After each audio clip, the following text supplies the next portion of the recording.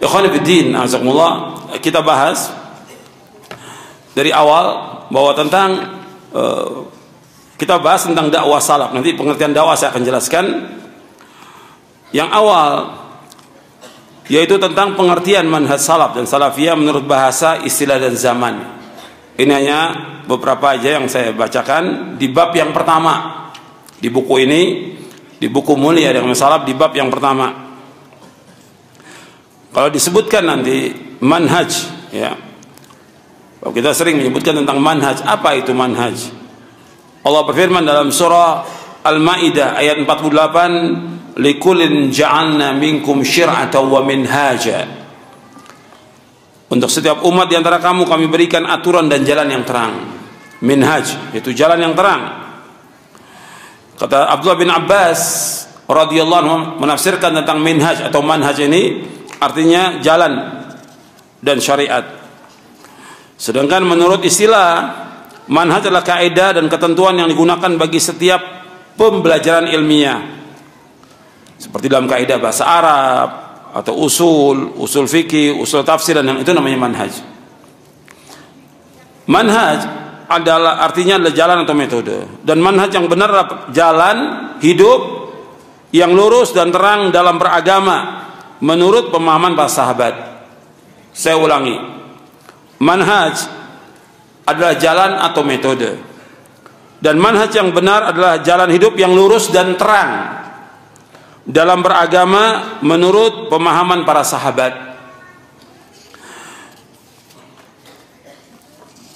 Jadi manhaj salaf ini jalan hidup yang jelas dan terang. Maka dalam kita beragama, manhaj ini jelas, terang, semua diterangkan dengan dalil, nggak ada yang tersembunyi, tidak ada yang membingungkan. Tapi kalau dalam firqah sesat itu mesti ada yang membingungkan, mesti ada yang paradoks, yang tanakudat, yang saling bertentangan. Tapi kalau manhaj ini tidak, jelas, terang, gamblang, lurus, jelas manhaj ini. Kemudian pengertian tentang salaf menurut istilah disebutkan, kita melihat di poin C di halaman 15. Jadi salaf adalah sifat yang khusus dimutlakan kepada para sahabat. Ketika disebutkan salaf, maka yang dimaksud pertama kali adalah para sahabat.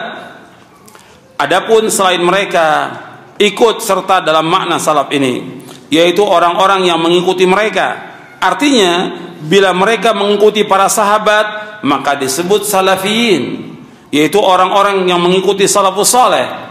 Allah SWT berfirman dalam surah At-Taubah, surah Al-Bara'ah ayat 100, "Was-sabiqunal awwalun minal muhajirin wal ansar walladzina ittaba'uuhum bi ihsanin radhiyallahu anhum wa radu an." وَعَدَ لَهُمْ جَنَّاتٍ تَجْرِي تَحْتَ الْأَنْهَارُ خَالِدِينَ فِيهَا أَبَدًا ذَلِكَ الْفَوْزُ الْعَظِيمُ. Orang-orang yang terdahulu, lagi yang pertama masuk Islam dari golongan muhajirin dan ansar, dan orang-orang mengikuti mereka dengan baik, Allah ridho kepada mereka dan mereka pun ridho kepada Allah. Allah menyediakan bagi mereka surga-surga yang mengalir di bawahnya sungai-sungai, mereka kekal dalamnya selama-lamanya. Itulah kemenangan yang besar. Allah menyebutkan dalam ayat ini, yang pertama kali adalah orang-orang muhajirin dan ansar radhiyallahu anhum ajma'in. Mereka adalah orang-orang yang diridhoi oleh Allah SWT. Kemudian orang-orang yang mengikuti mereka dengan baik, yang mengikuti mereka dengan baik dari mulai zaman tabi'in, tabi'ut tabi'in, sampai pada hari kiamat. Kalau kita mengikuti mereka para sahabat radhiyallahu ajma'in dengan baik, kita mengikuti mereka dengan ilmu dan amal, maka kita termasuk orang-orang yang diridhoi oleh Allah. Makanya mencari karena Allah itu wajib. Maka mengikuti manhaj salaf ini juga wajib, karena kita ingin mendapatkan keridhaan Allah dan kita semua ingin masuk surga. Jalannya harus mengikuti mereka. Karena Allah yang berfirman demikian, walladzina tabauhum biihsanin radhiyallahu anhum wa radu an wa adalahum jannatin tajri tahtal anharu khalidina fiha abada dzalikal fawzul azim. Allah menyebutkan orang-orang yang mengikuti mereka. Mengikuti siapa? Mengikuti siapa? Mengikuti Muhajirin Ansar. Di antara kita ada nggak yang namanya Muhajirin Ansar? Tidak ada. Yang sebelum kita juga tidak ada. Di zamannya Imam Syafi'i nggak ada. Sebelumnya juga nggak ada. Yang ada yang Muhajirin Ansar yaitu para sahabat. Muhajirin adalah orang-orang yang hijrah dari Mekah ke Madinah. Yang pertama kali Islam, kemudian orang Ansar adalah orang-orang yang di Madinah, yang mereka beriman kepada Rasulullah sallallahu alaihi wa ala alihi wasallam. Mereka beriman dengan keimanan yang benar. Mereka meyakini Allah, Rasulnya, kitab-kitabnya, malaikat-malaikatnya. Mereka mengimani tentang al-qada wal qadar. Mereka mengimani tentang yaumul akhir dengan keyakinan yang benar. Dan semua yang gaib mereka imani.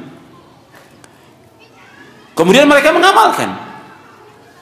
Maka mereka adalah orang-orang yang diredhoi oleh Allah Taala. Mereka pendukung-pendukung agama ini, membela Rasulullah SAW, membela agama Islam. Mereka berjihad untuk membela agama Islam ini.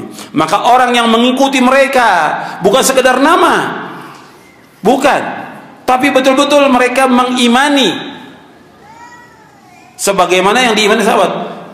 Allah menyebutkan dalam surah Al-Baqarah, fa in amanu bimithli ma amantum bihi faqad tadaw. Fa in amanu bimithli ma amantum bihi faqad tadaw. Seandainya mereka beriman sebagaimana kamu beriman para sahabat, mereka mendapatkan apa? Petunjuk. Maka kita harus berusaha beriman sebagaimana berimannya para sahabat radhiyallahu anhum ajma'in. Mengimani tentang arkanul iman yang 6, arkanul Islam yang 5, dan juga yang lainnya dari perkara-perkara yang gaib dan juga yang pasti yang Allah dan Rasulnya telah tetapkan, kita wajib imani. Maka di sini mereka mengikuti dengan baik, mengikuti dalam iman, mengikuti tentang Islam, mengikuti tentang hal-hal yang semua yang dilakukan oleh para sahabat radhiyallahu ajma'in. Allah akan redha dan Allah jamin mereka dengan surga. Makanya para sahabat dijamin oleh Allah semuanya dengan surga. Kemudian di dalam Sahih Bukhari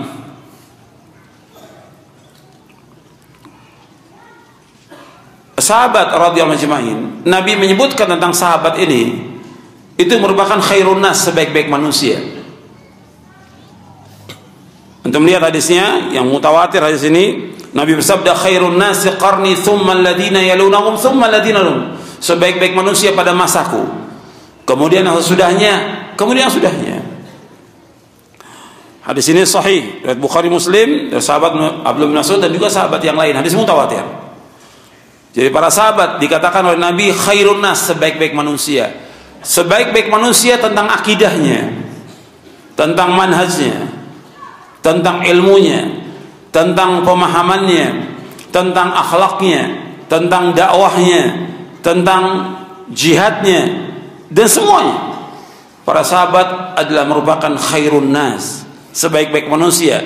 Maka Allah menyebutkan dalam Al-Quran pertama kali ketika ayat turun khitabnya kepada sahabat dalam surah Ali Imran ayat 110, kuntum khaira ummatin ukhrijat linnasi ta'muruna bil ma'ruf wa tanhauna 'anil munkar wa tu'minuna billah.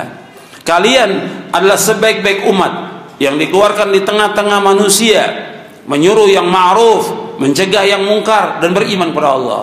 Ketika disebutkan kuntum, kalian sebagai, pertama kali para sahabat radhiyallahu anhum ajma'in. Jadi kalau umat ini, umat Islam ingin menjadi sebaik-baik umat, dia wajib mengikuti jejak para sahabat radhiyallahu anhum ajma'in. Kemudian di dalam Sahih Bukhari dikatakan oleh Rashid bin Sa'ad, kana salaf yastahibbun al-fuhula li'annaha ajra wa ajsar. Salaf itu suka kepada kuda jantan karena mereka lebih cepat dan lebih berani. Ini dalam Sahih Bukhari. Dijelaskan oleh Al-Hafidz Ibnu Hajar Asqalani rahimahullah, kata beliau, perkataan salaf dari perkataan Rashid bin Sa'ad ini maksudnya dari kalangan para sahabat dan orang-orang setelah mereka. Karena Rashid bin Sa'ad rahimahullah seorang tabi'in, ketika dia mengatakan kana salaf, yang dimaksud adalah para sahabat. Jadi istilah salaf itu sudah ada dan dipakai oleh para tabi'in. Ketika dia ucapkan salaf, yang dimaksud siapa? Para sahabat. Bahkan salah pun diucapkan oleh Rasulullah sallallahu alaihi wasallam kepada anaknya Fatimah, ni'mas salafu ana laki. Sebaik-baik salaf untuk kamu adalah aku, kata Rasulullah. Hadis sahih riwayat Muslim. Jadi istilah salaf sudah diucapkan oleh Rasulullah sallallahu alaihi wa ala alihi wasallam. Kemudian Al-Imam Al-Auza'i rahimahullah yang wafat tahun 157 Hijriah, beliau seorang imam Ahlussunnah dari Syam. Beliau berkata, isbir nafsaka ala sunnati waqif haitsu waqafa al-qaumu wa qul bima qalu wa kuffa amma kuffu an wasluk sabila salafika salih fa innahu yas'uka ma wasi'ahum. Untuk melihat di halaman 17, kata Imam Al-Auza'i, bersabarlah dirimu di atas sunnah, tetaplah tegak sebagaimana para sahabat tegak di atasnya. Katakanlah sebagaimana mereka katakan, tahanlah dirimu dari apa yang mereka menahan diri darinya. Ikutilah jalan salafus saleh, karena akan mencukupi apa saja yang mencukupi mereka. Disebutkan dalam Syarah Usul I'tiqad Ahlussunnah wal Jamaah. Jadi kita disuruh sabar di atas sunnah Nabi. Jadi ketika kita melaksanakan sunnah harus sabar. Semua yang kita laksanakan harus sabar. Sabar terhadap celaan orang, cemoohan orang, caci makian, fitnah dan segala macam, sabar di atas sunnah Nabi sallallahu alaihi wasallam. Dan kita berhenti, artinya tetap tegak maksudnya sebagaimana para sahabat tegak di atasnya, di atas sunnah itu. Katakan apa yang mereka katakan, yang mereka ucapkan, mereka katakan. Yang mereka menahan diri, tidak mengatakan, jangan kita ucapkan. Dan ikutilah jejak salafus saleh. Sesungguhnya mencukupi kamu apa yang mencukupi mereka. Kemudian ikhwan fillah, jazakumullah, bahwa mana salafiyah, nisbat kepada salaf ini penisbatan yang baik kepada manhaj yang benar, bukan yang aib. Makanya Syekhul Islam Ibnu Taimiyah rahimahullah yang wafat tahun 728 Hijriah, untuk melihat di halaman 19, kata beliau, la aiba ala man azhara madhhab as-salaf wa intasaba ilaihi wa i'taza ilaihi bal yajibu qabulu dhalika minhu bil ittifaq fa inna madhhab as-salaf la yakunu illa haqqan. Bukanlah merupakan aib bagi orang yang menampakkan mazhab salaf dan menisbatkan dirinya kepadanya, bahkan wajib menerima yang demikian darinya berdasarkan kesepakatan para ulama, karena mazhab salaf tidak lain kecuali kebenaran. Ikhwan fillah, azakumullah, bahwa istilah salaf ini bukan istilah yang baru. Ini sudah digunakan sejak zaman Nabi SAW, dan ini menunjukkan kepada satu golongan yang tetap berpegang teguh kepada Al-Quran dan Sunnah menurut pemahaman yang benar. Karena umat ini, kata Rasulullah, akan berpecah belah menjadi 73 golongan, kata Rasulullah SAW. 72 masuk neraka, 1 yang masuk surga. Rasulullah yang bersabda demikian, bukan kata ustadz, bukan kata ulama. Yang mengatakan umat Islam berpecah menjadi 73 golongan, yang berkata siapa? Rasulullah SAW. Antum lihat hadisnya di halaman 20. Ala inna man qablakum min ahlil kitabi iftaraqu ala 72 millah wa inna hadhihi al-millah sataftariqu ala 73 72 fil nar wa wahidatun fil jannah wa hiya al-jamaah. Kata Rasulullah SAW, ketahuilah sesungguhnya orang-orang sebelum kalian dari kalangan Alkitab telah berpecah belah menjadi 72 golongan. Sesungguhnya umat Islam akan berpecah menjadi 73 golongan. 72 golongan tempatnya di neraka, dan hanya satu golongan di dalam surga, yaitu al-jamaah. Hadis ini sahih, diriwayatkan oleh Imam Abu Daud, Ahmad, Al-Hakim, Ad-Darimi, Al-Ajuri dalam kitabnya Syariah dan yang lainnya. Hadis ini sahih dan disahihkan oleh para ulama di hadis. Kemudian di dalam riwayat yang lain, riwayat Tirmizi dan juga Al-Hakim, Nabi bersabda, kulluhum finnar illa wahida, kulluhum finnar illa millatan wahida, ma ana alaihi wa ashabi. Semuanya itu masuk neraka. Dari umat Islam ini 73, 72 kata Nabi semuanya masuk neraka. Satu yang masuk surga, ma ana alaihi wa ashabi, orang-orang yang mengikuti aku dan para sahabatku. Ini sabda Rasulullah SAW, dan hadis ini hasan. Hadis ini hasan, diriwayatkan oleh Tirmizi, Al-Hakim dari sahabat Abdullah bin Amr. Jadi Nabi menyebutkan bahwa yang masuk surga yaitu satu golongan, yaitu orang-orang yang mengikuti Rasulullah SAW dan para sahabatnya radhiyallahu anhum ajma'in.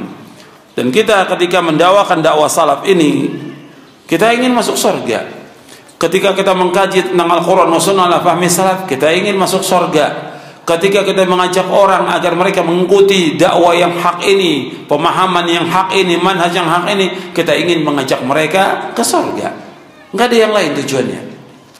Makanya itu yang selalu kita dakwakan, agar umat ini memahami pemahaman yang benar. Pada hakikatnya salaf itu merupakan Islam itu sendiri.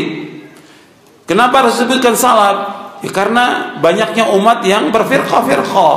Di zaman Nabi nggak perlu dengan nama ini, cukup dengan muslimin. Karena belum ada perpecahan. Tapi setelah ada perpecahan, karena banyak golongan menisbatkan kepada Islam ini. Syiah menisbatkan kepada Islam, Khawarij menisbatkan kepada Islam, Mu'tazilah, Jahmiyah, dan yang lain firqah-firqah yang sesat. Puluhan firqah. Maka masih ada golongan yang selamat yang beda dengan mereka dalam akidahnya, dalam manhajnya, dalam beribadah, dalam dakwah dan yang lainnya, yang masih ada perbedaan, yaitu mana salaf ini. Dan ini sudah didakwakan oleh para sahabat, para tabi'in, tabi'ut tabi'in, dan ditulis oleh para ulama ahli hadis. Ditulis oleh mereka kitab-kitab yang menjelaskan tentang wajibnya berpegang kepada manhaj ini. Hatta para masyayikh juga ketika ditanya tentang manhaj yang benar, apa itu salafi, mereka jawab, yaitu orang-orang yang mengikuti Rasulullah SAW dan para sahabatnya. Seperti umpamanya disebutkan kepada Syekh Muhammad bin Shalih Al-Utsaimin. Adapun ulama sebelumnya sudah nulis, seperti Imam As-Sabuni. Imam As-Sabuni ini nulis kitab namanya Aqidatus Salaf Ashabil Hadis. Aqidatus Salaf Ashabil Hadis. Imam Muhammad bin Ali As-Sabuni, Imam Abu Utsman As-Sabuni, Imam Abu Utsman As-Sabuni ini wafat tahun 449 Hijriah. Berarti abad kelima.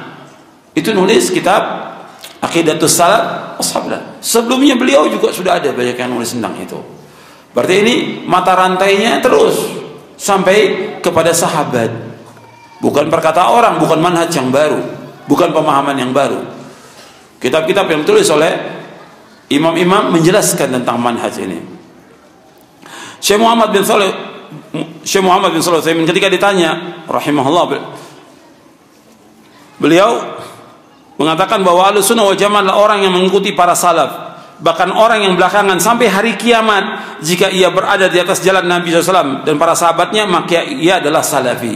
Di halaman 23. Di halaman 23. Begitu juga Al-Lajnah Daimah yang dipimpin oleh Syekh Abdul Aziz bin Abdullah bin Bas rahimahullah, ketika ditanya tentang salafiyah, bagaimana pendapat beliau tentang salafiyah, beliau jawab bahwa salafiyah adalah penisbatan kepada salaf, sedangkan salaf adalah para sahabat Rasulullah SAW dan para imam pembawa petunjuk pada masa 3 kurun pertama. Semoga Allah meridhoi mereka. Kemudian dibawakan dalil khairun nasi qarni. Sedangkan salafiyin adalah bentuk jamak dari salafi, sebuah nisbat kepada salaf, dan maknanya telah dijelaskan. Mereka adalah orang-orang yang berjalan di atas manhaj salaf dalam mengikuti Alkitab, Al-Quran dan As-Sunnah, mendakwakan keduanya dan mengamalkan keduanya, maka dengan hal itu mereka adalah Ahlus Sunnah wal Jamaah. Wabillahi taufik. Begitu juga Syekh Shalih Fauzan dan yang lainnya tentang ini. Kemudian ikhwan fillah, azakumullah, tentang wajibnya kita mengikuti manhaj salaf. Dalilnya saya bawakan di kitab ini banyak. Saya nggak sebutkan semuanya, hanya satu aja dari sekian banyak. Karena kalau kita sebutkan waktunya nggak cukup atas satu hari juga. Ya, ini banyak saya sebutkan, lebih dari 50 dalil dari Quran, Sunnah, kemudian athar para sahabat, athar para tabi'in, kemudian penjelasan para imam Ahlus Sunnah tentang masalah ini. Ini dalilnya banyak. Sekarang antum buka satu di antara sekian banyak dalil. Sebenarnya banyak yang perlu kita lihat. Di antara sekian banyak dalil, antum lihat ayat surah An-Nisa ayat 115 tentang hujahnya manhaj salaf dan wajibnya kita mengikuti manhaj salaf. Surah An-Nisa ayat 115.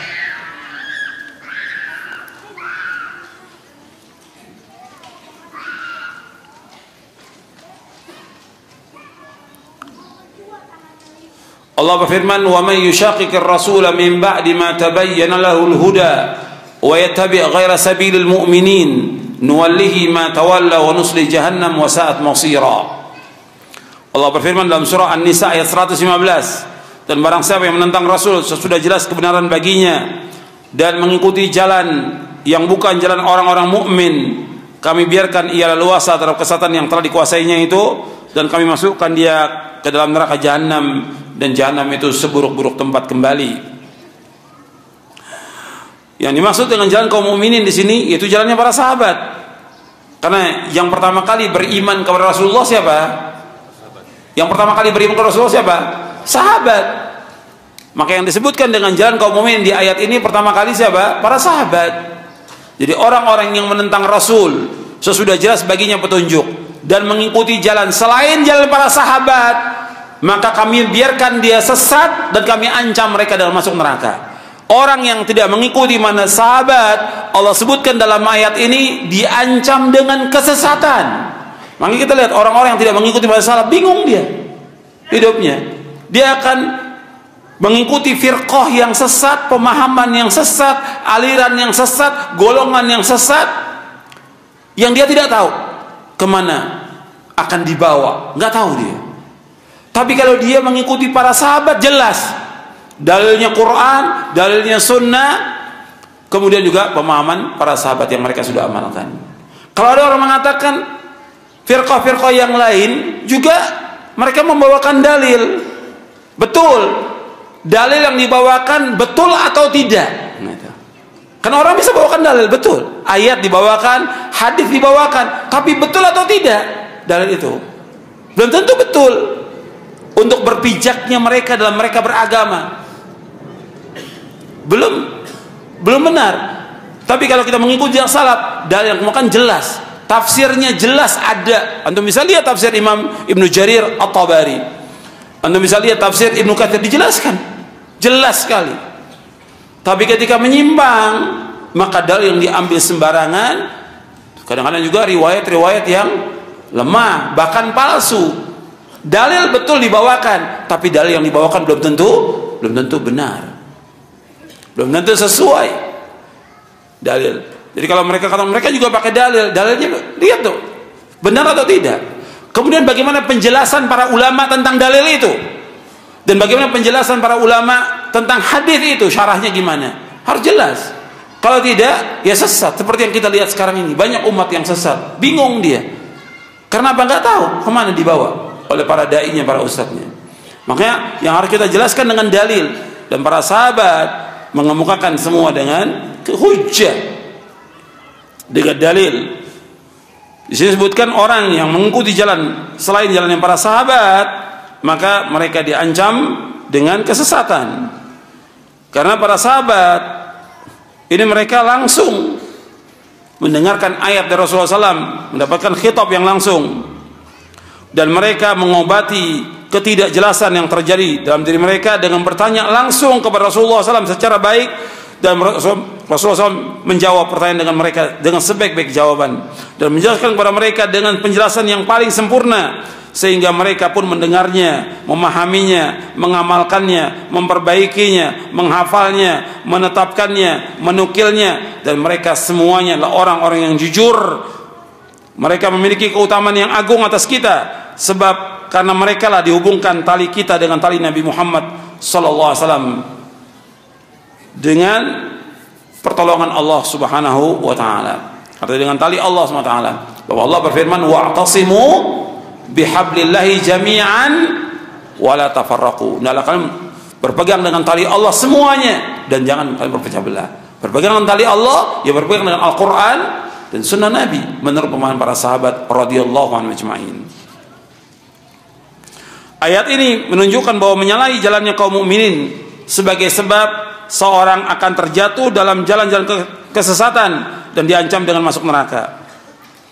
Ayat ini juga menunjukkan bahwa mengikuti Rasulullah SAW adalah sebesar-besar prinsip dalam Islam yang mempunyai konsekuensi wajibnya umat Islam untuk mengikuti jalannya kaum mukminin. Sedangkan jalan kaum mukminin pada ayat ini adalah keyakinan, perkataan dan perbuatan para sahabat radhiyallahu anhum ajma'in. Karena ketika turunnya wahyu, tidak ada orang yang beriman kecuali para sahabat. Seperti firman Allah Ta'ala, "Amanar rasulu bima unzila ilaihi min rabbih wal mu'minun." Ya, Rasul Muhammad telah beriman kepada apa yang diturunkan Allah kepadanya, itu Al-Quran dari Rabbnya. Demikian juga orang-orang yang beriman. Yang dimaksud orang beriman di sini siapa? Para sahabat radhiyallahu anhum ajma'in. Jadi ayat ini menunjukkan bahwa mengikuti jalan para sahabat dalam memahami syariat adalah wajib dan menyalahinya adalah kesesatan. Untuk bisa lihat dalam Basair Dawi Syarab bi Syarah Marwiyati Manhajis Salaf. Dan banyak lagi keterangan para ulama tentang ayat ini. Jadi mengikuti para sahabat hukumnya wajib dengan dasar ayat Al-Qur'an dan dalilnya banyak di buku ini. Sekarang kita akan bahas tentang prinsip dakwah salafiyah di bab yang ke-8. Karena ini yang diminta oleh panitia, yaitu prinsip dakwah salaf.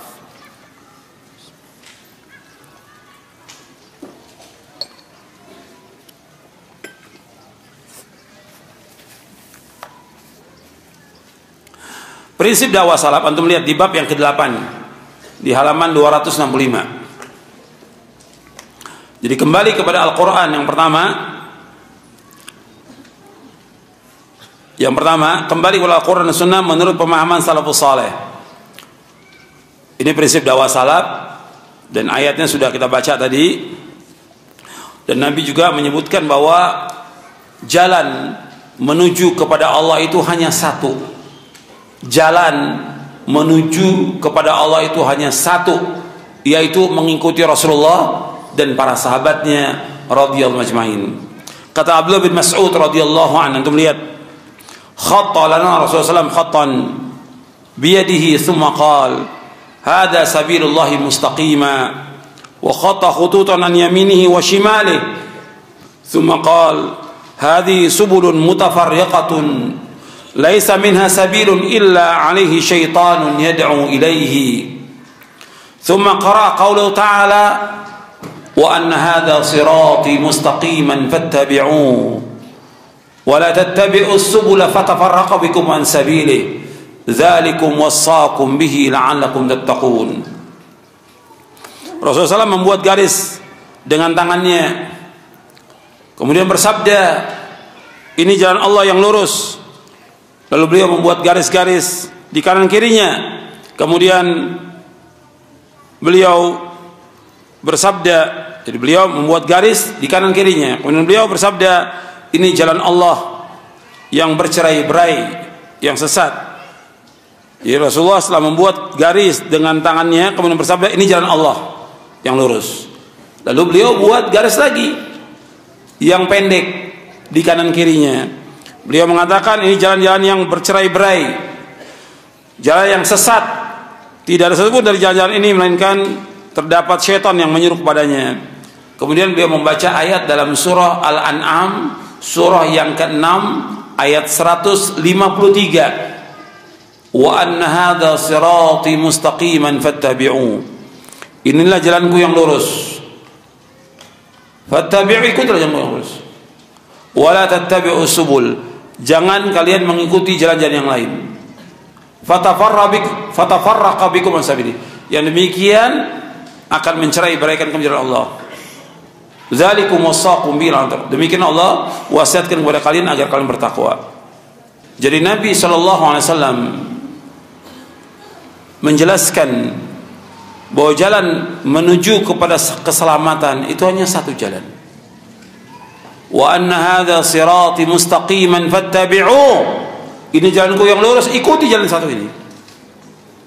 Nabi menggaris ini, hadza sabilullah mustaqim. Nabi jelaskan ketika Nabi bacakan ayat ini surah Al-An'am, Nabi jelaskan hadza sabilullah mustaqima, ini jalan Allah yang lurus, ikuti jalan yang lurus ini. Kemudian Nabi menggaris beberapa garis di kanan kiri itu. Nabi bacakan ayat wala tattabi'us subula fatafarraqu.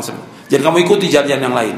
Jalan-jalan yang lain, pemahaman, aliran, golongan yang sesat, jangan kamu ikuti. Kalian akan berpecah belah nanti jalan itu. Akan sesat, pasti akan sesat. Kemudian dilanjutkan dalam ayat ini, dzalikum wasaqum bihi la'allakum tattaqun. Demikianlah Allah wasiatkan kepada kalian agar kalian bertakwa. Jadi dengan mengikuti jalan ini, jalan yang selamat. Jalan yang selamat menuju kepada Allah, yaitu Al-Quran wa Sunnah ala fahmi salaf. Kemudian ikhwan fillah, azakumullah, ini dalilnya semuanya ada di buku ini. Jadi para dai dia harus kembali kepada Al-Quran wa Sunnah ala fahmi salaf. Dia harus mengkaji lagi pemahaman yang ada. Jangan sampai dia sampai akhir hayatnya nggak tahu tentang manhaj yang hak ini, tentang pemahaman yang hak ini, padahal itu merupakan pemahaman Islam sendiri. Jadi dakwah salaf merupakan dakwah Islam itu sendiri. Al-Quran wa Sunnah al-Fahmi salaf merupakan dakwah Islam. Maka para dai, para ustaz, para kiai ini harus belajar lagi tentang pemahaman yang hak ini.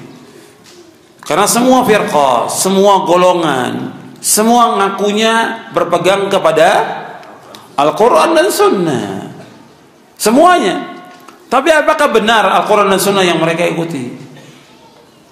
Dalilnya dengan ra'yu, penafsirannya dengan ra'yu, penjelasannya dengan ra'yu, dengan akal mereka, penjelasannya dengan hawa nafsu, penjelasan dengan perasaan. Nggak bisa.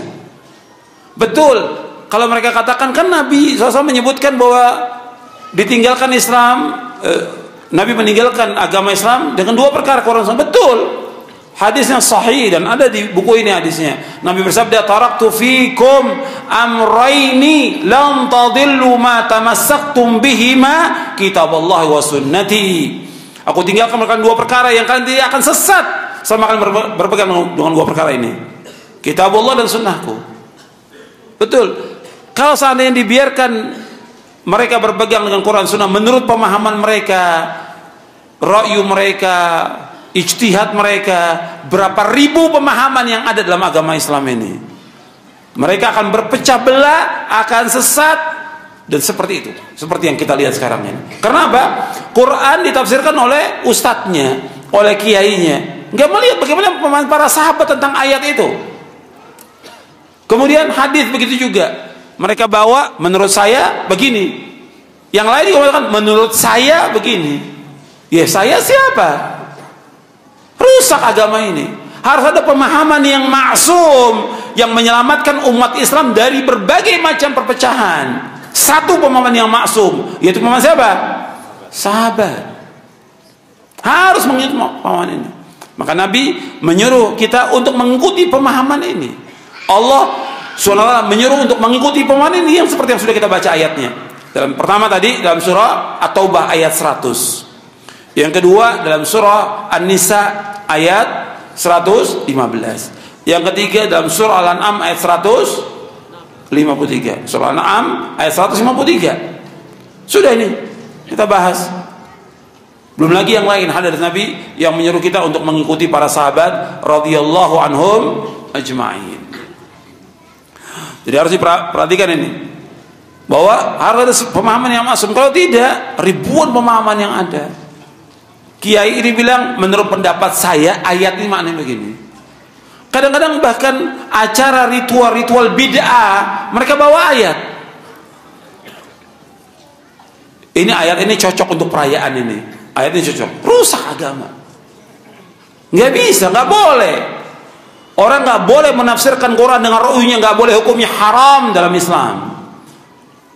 Al-Hafidz Ibnu Katsir membawakan dalam muqaddimah tafsirnya, orang menafsirkan Quran dengan ra'yunya, tempat duduknya di neraka. Ya sembarangan. Ini Al-Quran, Kitabullah, Kalamullah, yang harus ditafsirkan dengan penjelasan yang dibawa oleh Rasulullah. Rasul pertama kali menjelaskan kepada para sahabat, kemudian sahabat menjelaskan lagi kepada para tabi'in. Rasul menjelaskan. Jadi Al-Quran dijelaskan dengan sunnah Nabi SAW. Allah jelaskan dalam surah An-Nahl, bil bayyinati waz zubur wa anzalna ilaika dzikra litubayyana lin-nasi ma nuzzila ilaihim wa la'allahum yatafakkarun. Dalam surah An-Nahl surah yang ke-16 ayat 44, bil bayyinati waz zubur wa anzalna ilaika dzikra litubayyana lin-nasi ma nuzzila ilaihim wa la'allahum yatafakkarun. Dengan membawa keterangan dan kitab-kitab, kami turunkan Al-Quran kepadamu Muhammad agar engkau jelaskan kepada manusia apa yang diturunkan kepada mereka, agar mereka berfikir. Nabi menjelaskan semuanya, nggak ada satupun yang terluput, semuanya jelas dijelaskan kepada para sahabat. Makanya agama Islam sudah sempurna. Maka umat Islam wajib mengikuti pemahaman yang hak ini, dakwah yang hak ini. Makanya para dai, pertama kali para dainya, para ustadznya, para kiai, ajengan harus ikut, ulamanya harus ikut kepada pemahaman ini. Kalau enggak sesat. Dengan nas Al-Quran, dengan nas sunnah Nabi SAW akan sesat. Nabi bersabda SAW dalam muqaddimah Sunan Ibnu Majah, Nabi bersabda, taraktukum ala mithlil bayda lailuha kanahariha la yazigu anha ba'di illa halik. Kata Rasul, aku tinggalkan agama Islam putih bersih, nggak ada yang menyimpang dari yang putih bersih ini, pasti binasa. Kata Rasulullah, pasti binasa. Makanya wajib mengikuti agama yang hak ini dengan pemahaman para sahabat, baru dia akan selamat dunia dan akhirat. Kalau dia menyimpang dari mana, pasti akan sesat dengan dasar Quran, sunnah Nabi dan athar para sahabat, bahwa pasti akan sesat. Pasti sudah, bukan kira-kira lagi. Sudah banyak golongan yang sesat, udah ribuan sudah dari umat-umat yang sesat terdahulu, yang dijelaskan oleh para ulama, sesat mereka, diikuti lagi, sesat lagi, terus seperti itu, seperti yang kita lihat sekarang ini. Jadi kalau orang bilang persatuan, nggak mungkin ada persatuan tanpa akidah yang benar, tanpa manhaj yang benar, tanpa berpegang pada Al-Quran, Sunnah, Al-Fahmi Salaf, nggak akan mungkin. Harus kembali kepada Quran, Sunnah, Al-Fahmi Salaf. Ini yang diperintahkan oleh Allah dalam Al-Quran, diperintahkan oleh Rasulullah Sallallahu Alaihi Wasallam. Kemudian yang kedua, bahwa prinsip dakwah salaf ini mengajak umat untuk bertauhid kepada Allah, mengikhlaskan amal semata-mata karena Allah. Jadi yang pertama kali dalam dakwah itu yang dimulai tauhid. Kalau kita lihat dakwah-dakwah yang ada, nggak mulai dengan tauhid. Ada yang mulai dakwanya dengan fikih, ada yang mulai dakwanya dengan masalah ekonomi, ada yang mulai dakwanya dengan politik, ada yang mulai dakwanya dengan yang lainnya. Yang harus dimulai dakwah ini adalah tauhid, tauhid. Sedikit orang mendakwakan dakwah tauhid. Orang akan faham tentang agama yang benar dengan tauhid. Seluruh nabi, seluruh rasul alaihi wassalatu wassalam memulai dakwanya dengan tauhid. Sebagaimana Allah berfirman di dalam surah An-Nahl, surah yang ke-16 ayat 36, Allah berfirman, "Wa laqad ba'atsna fi kulli ummatin rasulan an i'budullaha wajtanibut taghut." Dan sungguh kami telah utus pada setiap umat seorang rasul. Setiap rasul dakwanya an'budullah, hendaklah beribadah kepada Allah, wajtanibut taghut, dan jauhkan taghut, semua yang disembah selain Allah, taghut. Suruh beribadahnya kepada Allah saja, tidak kepada yang lain. Yang didakwakan oleh para anbiya wa rasul alaihi wassalatu wassalam, dakwah tauhid. Bagaimana manusia ini beribadah hanya kepada Allah saja. Dan antum ketahui ikhwan fillah, jazakumullah, para ulama menjelaskan bahwa tauhid itu dibagi menjadi 3. Yang pertama tauhid rububiyah, yang kedua tauhid al-uluhiyah, yang ketiga tauhid asma was sifat. Tauhid rububiyah, orang-orang musyrikin mengakui atau tidak? Mengakui Allah sebagai khalik, Allah sebagai razik, Allah sebagai Malik, Allah sebagai Mudabbir, Allah Muhyi, Allah Mumit, dan yang lainnya. Orang-orang musyrik mengakui, orang kafir mengakui bahwa Allah sebagai pencipta, Allah pemberi rezeki, Allah pemilik langit dan bumi, Allah yang mengatur alam semesta, Allah yang menghidupkan, Allah yang mematikan. Semua diakui. Tapi itu tidak memasukkan mereka ke dalam Islam, sampai mereka mengakui bahwa wajib beribadah itu hanya kepada Allah saja dan meninggalkan seluruh ibadah kepada selain Allah Taala. Orang-orang mengakui mereka tentang tauhid rububiyah. Makanya umat Islam juga, para dai-nya juga harus yakin dengan tauhid rububiyah ini. Orang musyrik yakin, masa dai nggak yakin? Ada nggak dai yang tidak yakin? Ada. Gitu. Artinya dia dakwah tapi bingung nanti rezekinya gimana ya. Gitu. Dakwah, saya dapat duit dari mana nih dakwah ya? Dianggap kalau dakwah nggak ada duitnya. Memang dakwah tanpa duit, tanpa uang. Semua dilakukan karena Allah SWT. Dan jangan mengharapkan sesuatu dari dakwah, jangan. Yakin dakwah merupakan ibadah. Ibadah ini kalau kita betul-betul ibadah kepada Allah, pasti dikasih rezeki. Allah sebut dalam Al-Quran. Saya bacakan ayat-ayatnya, antum pahami ini. Termasuk kita juga semuanya, kaum muslimin. Semua kita kaum muslimin mengakui Allah sebagai pencipta, pemberi rezeki, yakin. Allah berfirman, "Wa ma khalaqtul jinna wal insa illa liya'budun ma uridu minhum min rizqin wa ma uridu an yut'imun innallaha war-razzaqu dzul quwwatil matin." Dalam surah Az-Zariyat ayat 56 sampai ayat 58. Allah berfirman, "Tidaklah aku ciptakan jin dan manusia melainkan untuk beribadah kepadaku. Aku enggak minta rezeki dari mereka. Dan aku enggak minta makan dari mereka," kata Allah. Allah lah yang memberikan rezeki kepada mereka. Allah lah yang maha kuat, Allah yang maha kokoh. Harus yakin. Dengan kita ibadah kepada Allah, rezeki pasti dikasih oleh Allah. Yakin. Dakwah ini ibadah kepada Allah. Kita sholat ibadah kepada Allah. Nuntut ilmu ibadah. Kita cari maisha, wajib cari maisha. Sekedarnya, rezeki pasti dikasih oleh Allah Ta'ala. Pasti. Kita diberikan ilmu oleh Allah sedikit, sampaikan dakwah ini kepada manusia. Jangan mengharapkan sesuatu dari manusia. Karena para anbiya wa rasul, mereka berdakwah karena Allah. Ma as'alukum 'alaihi ajra. Aku enggak minta upah dari kalian. In ajriya 'ala rabbil alamin. Sesungguhnya ganjaranku atas Allah Rabbul Alamin. Allah yang memberikan ganjaran, Allah yang memberikan rezeki. Jangan mengharapkan sesuatu dari manusia. Yakin mestinya. Ini masih rububiyah. Makanya Al-Imam Ibnu Qayyim ketika membahas tentang orang yang suka minta-minta, minta kepada orang, minta kepada teman, minta kepada muridnya, minta. Apa kata Ibnu Qayyim? Ini merusak tauhid apa? Rububiyah. Berarti dia nggak yakin Allah sebagai Razik. Nggak yakin dia. Merusak agamanya, merusak akhlaknya, nggak punya malu, merusak pribadinya, merusak juga apa? Merusak tauhidnya dia kepada Allah Subhanahu wa taala. Kenapa harus minta kepada manusia? Kenapa nggak minta kepada Allah? Allah bilang was'alullaha min fadlih, mintalah kepada Allah. Allah mengatakan kepada semua manusia, wala tatamannaw ma faddalallahu bi ba'dakum ala ba'd, lirrijal nasibu mimma iktasabu wa lin-nisa'i nasibu mimma iktasabna, was'alullaha min fadlih. Innallaha kana bikulli syai'in 'alima. Dalam surah An-Nisa ayat 32. Kata Allah, jangan kalian iri, jangan kalian mengharap kepada apa yang Allah berikan kepada manusia. Bagi laki-laki apa yang mereka usahakan, bagi perempuan apa yang mereka usahakan. Bagi laki-laki apa yang mereka usahakan, bagi perempuan apa yang mereka usahakan. Was'alullah min fadli, minta kepada Allah, jangan iri kepada manusia, jangan mengharapkan sesuatu dari manusia. Was'alullah min fadli, minta kepada Allah. Innallaha bikulli syai'in 'alima. Allah itu mengetahui segala sesuatu. Dalam surah An-Nisa ayat 32. Yang disuruh kita minta kepada siapa? Kepada Allah, bukan kepada manusia. Haram hukumnya minta-minta. Saya tulis buku tentang hukum minta-minta dan mengemis. Hukumnya haram dalam Islam. Merusak agama dia, merusak akhlak dia, dan nanti di hari kiamat orang yang suka minta-minta nggak ada mukanya, yang ada tengkorak aja, nggak ada mukanya, nggak ada dagingnya, habis. Kenapa? Dia nggak punya malu minta-minta kepada manusia. Kita kembali kepada ini. Ini tauhid rububiyah. Saya baru bahas tauhid rububiyah ini. Ini harus yakin mestinya kaum muslimin. Termasuk apa? Para dai-nya. Para dai harus yakin. Kalau kita ibadah kepada Allah pasti dikasih rezeki sama Allah. Saya ambil contoh lain.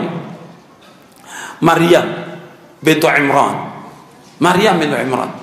Ibunya siapa? Ibunya siapa? Ibunya Nabi Isa alaihi salatu wassalam. Ibadah kepada Allah. Ibadah terus kepada Allah. Dia adalah orang yang qanitin, ibadah kepada Allah SWT. Allah sebut dalam surah Al-Imran, "Kullama dakhala 'alayha Zakaria al-mihrab wajada 'inda rizqa, qala ya Maryam anna laki hadha?" Qalat huwa min 'indillah, innallaha yarzuqu man yasha'u bighairi hisab. Setiap Nabi Zakaria masuk ke tempat ibadahnya Maryam, ada rezeki, ada makanan, ada buah-buahan, segala macam ada. Ini ibadah kepada Allah siang dan malam. Rezeki dikasih oleh Allah SWT. Ditanya, Zakaria ini yang mengasuh Maryam. Zakaria yang mengasuh Maryam. Dia membawakan dalam kebutuhan Maryam. Maryam sudah nazar ibadah kepada Allah. Setiap masuk ke tempat ibadahnya ada rezeki. Nabi tanya, dari mana rezeki ini wahai Maryam? Dari mana? Dari Allah rezeki ini.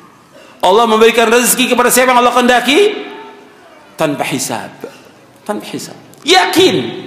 Mesti seorang mukmin yakin kepada Allah. Yakin diberikan rezeki. Maka para ulama salaf, subhanallah, dakwahnya mereka menyebar dengan keikhlasan mereka. Dan terus berkembang dakwah ini dengan keikhlasan mereka dan enggak mengharapkan sesuatu dari manusia. Kita melihat mereka. Tapi apakah mereka cari maisha? Wajib cari maisha, sekedarnya. Tapi rezeki datang kepada dia seperti air yang mengalir. Subhanallah. Harus yakin. Ini tauhid rububiyah. Kemudian tauhid yang kedua tauhid uluhiyah. Ini satu aja saya sebutkan. Belum lagi yang lain masalah rububiyah. Kalau ini mau dibahas panjang gitu. Ini mesti kumpul dai-dai, ustadz-ustadznya, kiainya kumpul baru saya jelaskan ini. Banyak yang perlu dipahami tentang masalah ini. Ya, karena banyak yang nggak yakin gitu. Tentang rezeki nggak yakin gitu. Ya. Jangan mengharapkan dari manusia, jangan harap dari Allah. Kalau kita berputus asa dengan semua yang di tangan manusia, pasti kita jadi orang yang paling kaya di muka bumi ini. Ini sabda Rasulullah. Kata Nabi, wa'lam anna syarafal mu'min izzahu, wa'lam anna syarafal mu'min qiyamu bil lail, wa izzahu istighna'u 'anil nas. Kata Nabi, ketahuilah bahwa kemuliaan seorang mukmin dengan bangun tengah malam. Dan mulianya seorang mukmin dengan tidak mengharap sesuatu dari manusia. Dia orang yang mulia di sisi Allah SWT. Ini sabda Rasulullah SAW. Itu yang harus ada pada setiap talibul ilm, apalagi para dai-nya. Kemudian tauhid uluhiyah. Kita mengajak manusia untuk beribadah kepada Allah, mentauhidkan Allah. Kita ajak manusia ini bagaimana beribadah hanya kepada Allah saja. Mengikhlaskan ibadah hanya kepada Allah, tawakal hanya kepada Allah, mengharap hanya kepada Allah, takut hanya kepada Allah, bernazar hanya karena Allah dan menurut syariat Allah. Semua dilakukan itu semata karena Allah. Qul inna salati wa nusuki wa mahyaya wa mamati lillahi rabbil alamin la syarika lahu wa bidzalika umirtu wa ana awwalul muslimin. Di akhir-akhir surah Al-An'am Allah berfirman, katakanlah sungguhnya salatku, ibadahku, hidupku, matiku semata-mata karena Allah Rabbul Alamin. Tidak cukup bagi Allah, demikian aku diperintah dan aku yang pertama Islam. Semua harus karena Allah SWT. Makanya ajak umat ini untuk mentauhidkan Allah, mengikhlaskan ibadah karena Allah, menunjukkan seluruh bentuk ibadah hanya kepada Allah saja. Nggak boleh memalingkan ibadah kepada selain Allah, nggak boleh meminta kepada selain Allah, nggak boleh berdoa kepada selain Allah, nggak boleh. Bapak kita sudah ikrar setiap hari minimal 17 kali, iyyaka na'budu wa iyyaka nasta'in, hanya kepada Engkau saja ya Allah kami beribadah, hanya kepada Engkau saja kami mohon pertolongan. Ini harus betul-betul kita perhatikan, ikhlasnya kita, tawakalnya kita, mengharapnya kita, takutnya kita. Ini harus betul-betul mentauhidkan Allah SWT. Maka saya sebutkan di sini untuk melihat di halaman 269. Wajib bagi para dai memulai dakwanya dengan tauhid. Setiap dakwah yang tidak tegak di atas asas tauhid pada setiap tempat dan waktu, maka dakwanya kurang dan membawa kepada kegagalan dan menyimpang dari siratal mustaqim. Dakwah tauhid adalah prinsip yang besar dalam agama Islam. Bagi seorang muslim, tauhid merupakan prinsip yang paling agung di mana seorang tidak boleh menyimpang darinya. Banyak para dai yang tidak mengetahui prinsip yang satu ini sehingga mereka terjerumus ke dalam kesyirikan sedangkan mereka tidak menyadarinya. Syirik. Makanya kita harus betul-betul meluruskan tauhid kita kepada Allah Subhanahu wa taala. Ini dakwah para nabi, dakwahnya para rasul alaihi wassalatu wassalam, dakwahnya para sahabat memulai dakwah dengan dakwah tauhid. Dan keutamaannya besar dakwah tauhid ini. Maka ajak orang untuk beribadah kepada Allah. Kalau kita lihat di Indonesia ini saja masih banyak orang yang menyembah kubur. Ada atau tidak? Ada. Datang ke kuburannya wali-wali Songo, kuburan keramat, kuburan segala macam mereka datang minta. Berbis-bis yang datang ke sana. Ini perbuatan syirkun akbar, syirik yang paling besar. Nggak boleh. Ziarah kubur boleh, tapi datang ke ziarah ke kubur itu untuk minta sesuatu, minta hajat, minta dimudahkan rezeki, minta dimudahkan jodoh, minta dimudahkan urusan. Ini semuanya syirik. Tidak boleh. Ini merupakan syirkun akbar. Nggak boleh. Allah suruh minta hanya kepada Allah. Maka Nabi berwasiat kepada Ibnu Abbas, kata Nabi, idza sa'alta fas'alillah wa idza sta'anta fasta'in billah. Apabila engkau minta hanya kepada Allah, apabila engkau minta tolong hanya kepada Allah, tidak pada yang lain. Nggak boleh minta ke kubur-kubur, nggak boleh. Dan nggak ada manfaatnya sama sekali. Ini masih jutaan orang datang ke kubur-kubur. Dan para dai-nya diam, bahkan mengajak lagi. Mesti terus diingatkan, nggak boleh, hukumnya haram, hukumnya syirkun akbar. Beribadah kepada Allah, beribadah kepada selain Allah. Mereka juga ibadah kepada Allah, tapi mereka beribadah juga kepada selain Allah. Hatta Nabi Muhammad SAW diingatkan oleh Allah bahwa semua selain Allah tidak bisa memberikan manfaat, nggak bisa menolak bahaya. Allah berfirman di dalam surah Yunus. Yang bawa mushaf Al-Quran, lihat surah Yunus, surah yang ke-10 ayat 106. Allah berfirman, wala tad'u min dunillahi ma la yanfa'uka wa la yadurruk fa in fa'alta fa innaka idzan minadh dhalimin. Dan janganlah kamu berdoa, jangan meminta, jangan beribadah kepada selain Allah yang tidak bisa memberikan manfaat kepada kamu dan tidak bisa menolak bahaya dari kamu. Kalau engkau lakukan juga, maka engkau termasuk orang-orang yang zalim. Zalim di sini artinya apa? Syirik. Maka Nabi SAW dilarang, jangan berdoa, jangan meminta, jangan beribadah kepada selain Allah. Disuruh kita beribadah, berdoa, meminta hanya kepada Allah. Allah berfirman, ud'uni astajib lakum innal ladzina yastakbiruna an ibadati sayadkhuluna jahannama dakhirin. Allah berfirman dalam surah Al-Mu'min, surah Ghafir, surah 40 ayat 60. Wa qala rabbukum ud'uni astajib lakum innal ladzina yastakbiruna an ibadati sayadkhuluna jahannama dakhirin. Allah berfirman, hendaklah kalian semua berdoa hanya kepadaku saja. Allah berdoa, kata Allah berfirman, hendaknya kalian semuanya berdoa hanya kepadaku saja. Aku akan kabulkan doa kalian.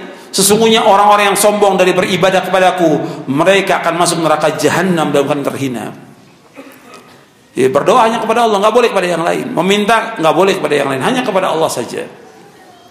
Ini dakwah para anbiya wa rasul alaihi wassalatu wassalam. Dakwah tauhid. Kita harus terus ingatkan. Masih banyak orang juga yang datang ke dukun-dukun, juga syirik, nggak boleh. Datang ke dukun, tanya kepada dukun tentang barang hilang, tanya tentang penyakit dan yang lainnya, nggak boleh, hukumnya haram dalam Islam. Datang ke dukun, orang pintar, tukang ramal, orang yang datang nanya, nggak akan terima sholatnya selama 40 malam. Man ata arrafan fasalan syai'in lam tuqbalahu salatun 40 lailah. Dalam hadis yang sahih riwayat Muslim, Nabi bersabda, dan Imam Ahmad juga meriwayatkan, Nabi bersabda, barang siapa yang datang ke dukun, orang pintar, tukang ramal, menanyakan sesuatu, maka tidak akan diterima sholatnya selama 40 malam. Hadis sahih. Nabi juga menyebutkan dalam riwayat yang lain, man ata arrafan au kahinan fasaddaqahu bima yaqul faqad kafara bima unzila ala Muhammadin sallallahu alaihi wasallam. Barang siapa yang datang ke dukun atau tukang ramal dan dia membenarkannya, maka dia telah kafir, maksudnya telah kufur dengan apa yang Allah turunkan kepada Nabi Muhammad SAW. Maksudnya telah kufur kepada apa?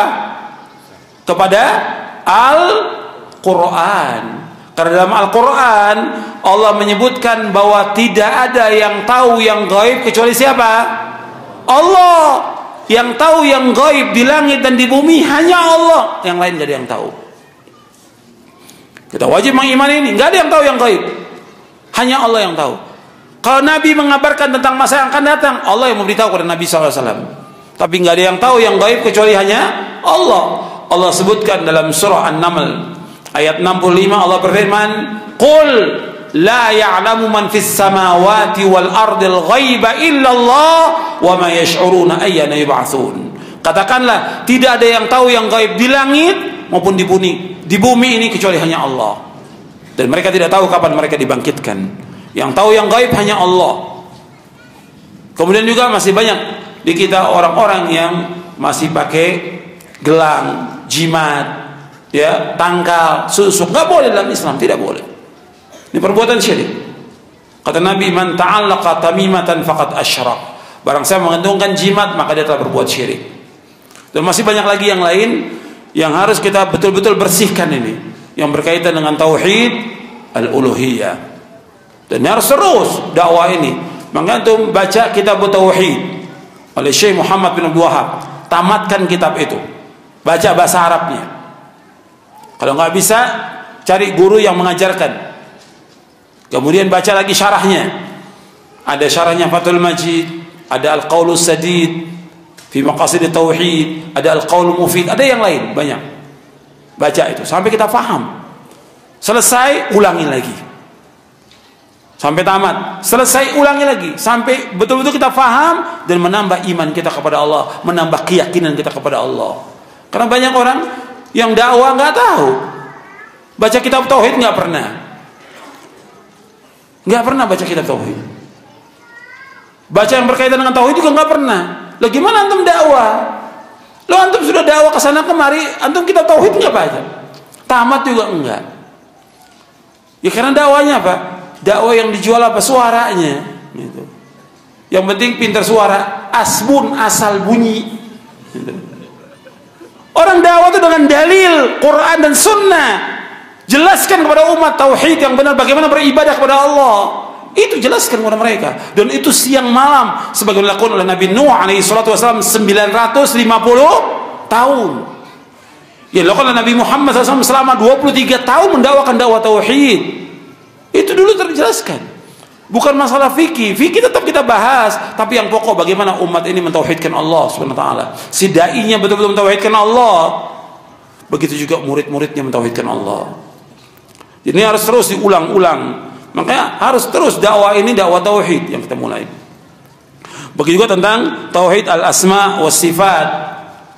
Kita wajib menetapkan semua nama Allah dan sifat Allah, nggak boleh kita ingkari, nggak boleh kita takwil, nggak boleh kita menanyakan tentang bagaimana sifat Allah, nggak boleh kita menyamakan Allah dengan makhluknya. Laisa kamitslihi syai'un wa huwas samiul basir. Allah nggak sama dengan makhluknya. Allah itu Maha mendengar dan Allah itu Maha mengetahui. Allah juga berfirman, walam yakun lahu kufuwan ahad. Allah itu tidak sama dengan apapun juga, nggak sama. Allah nggak setara, Allah nggak sebanding. Kita wajib menetapkan semua nama dan sifat Allah. Ketika Allah menyebutkan tentang dirinya, wajib kita tetapkan. Contoh umpamanya, Allah menetapkan bahwa Allah berada di atas langit, di atas arsy, kita wajib tetapkan. Karena yang menetapkan siapa? Allah. Allah menetapkan bahwa Allah berada di atas langit. Amintum man fis sama. Apakah kalian merasa aman dengan yang di langit? Allah menetapkan bahwa Allah berada di atas arsy, Ar-Rahman wa Ar-Istawa. Allah bersama. Kita wajib menetapkan demikian. Kalau dai-nya nggak tahu tentang Allah di atas langit, ya gimana dia dakwah? Kalau kita lihat ya, dai-dai atau ulama-ulama dari firqah yang sesat, hatta Allah aja nggak tahu di mana. Ya gimana dia ibadah kepada Allah? Sedangkan di zaman Nabi seorang budak tahu di mana Allah. Ketika Nabi menanyakan kepada seorang budak, budaknya Muawiyah bin Hakam As-Sulami. Ketika dia akan merdekakan budak ini, kemudian kata Nabi, panggil budak itu. Ini budak wanita. Kemudian setelah dipanggil, Nabi tanya, "Aina Allah?" Di mana Allah? Dijawab, "Fis sama," di atas langit. "Wa man ana?" Siapa aku? "Anta Rasulullah." Engkau Rasulullah. Kata Nabi SAW, "A'tiqha fa innaha mu'minah." Merdekakan dia karena dia seorang mukmin. Hadis sahih riwayat Muslim. Ini budak aja tahu, dai nggak tahu di mana Allah. Bingung dia, nggak di atas alam, nggak di luar alam, nggak di bawah alam. Dia di mana? Gimana antum dakwah nggak tahu Allah di mana? Allah mengatakan Ar-Rahman 'alas istawa. Allah bersama di atas arsy. Wajib kita tetapkan semua nama dan sifat Allah, wajib kita tetapkan. Ini salah satu contoh.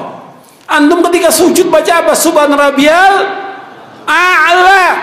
Maha suci Allah yang maha tinggi. Sabbihisma rabbikal a'la. Sucikan Allah yang maha tinggi. Allah di atas arsy. Secara nas Al-Quran, secara dalil dari sunnah Nabi, secara akal, secara fitrah, jelas. Kalau ijma jelas sudah masalah. Fitrah tanya orang kafir.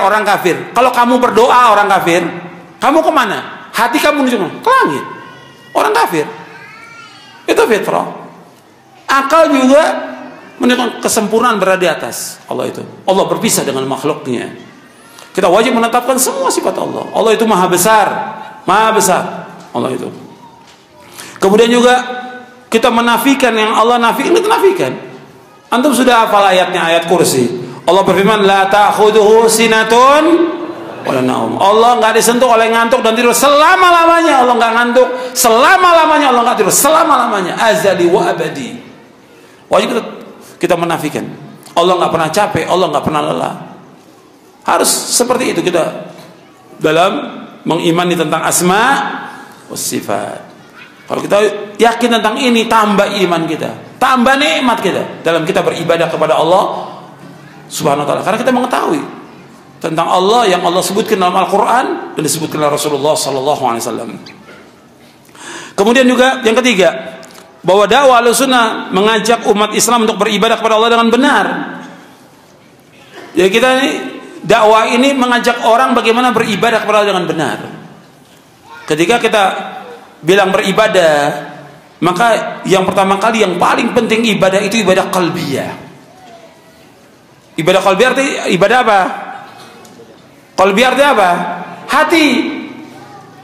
Ini dulu. Sebab ada orang ibadah tapi hatinya kosong dari keimanan, kosong dari ketakwaan, kosong dari keikhlasan. Ibadah hati. Antum lihat orang-orang munafik, ngaku nggak mereka beriman? Ngaku. Tapi Allah katakan mereka tidak beriman karena hatinya nggak beriman.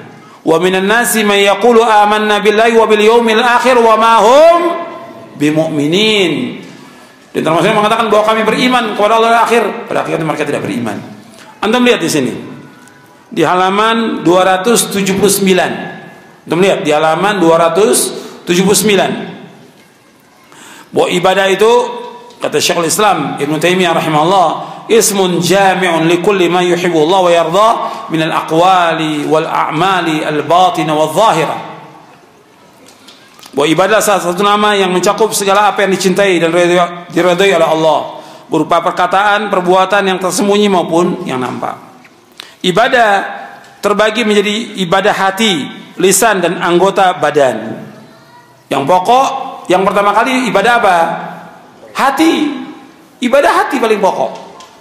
Itu rasa khauf, rasa takut kepada Allah, rasa raja, rasa harap kepada Allah, mahabbah, cinta kepada Allah, tawakal hanya kepada Allah, raghbah, senang, kemudian rahbah, takut. Ini ibadah qalbiyah yang berkaitan dengan hati.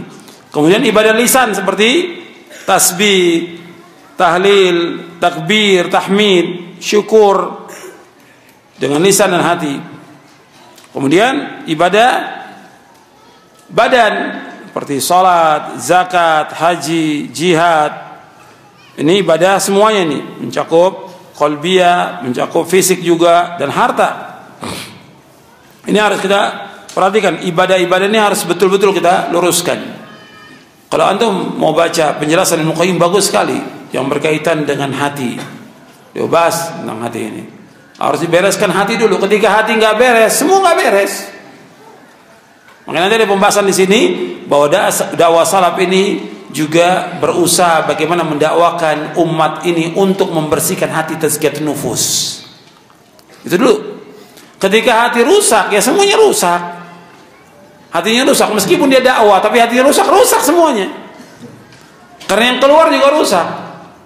Ini gelas ini, ya. Ini air putih. Yang netes juga, kalau ini ceret, karena air putih yang netes juga air putih. Nggak mungkin susu.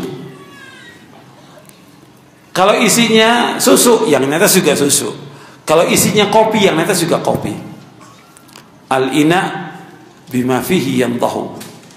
Ina itu dengan apa yang ada itu netes. Kalau dia hatinya rusak, yang keluar dari mulutnya rusak.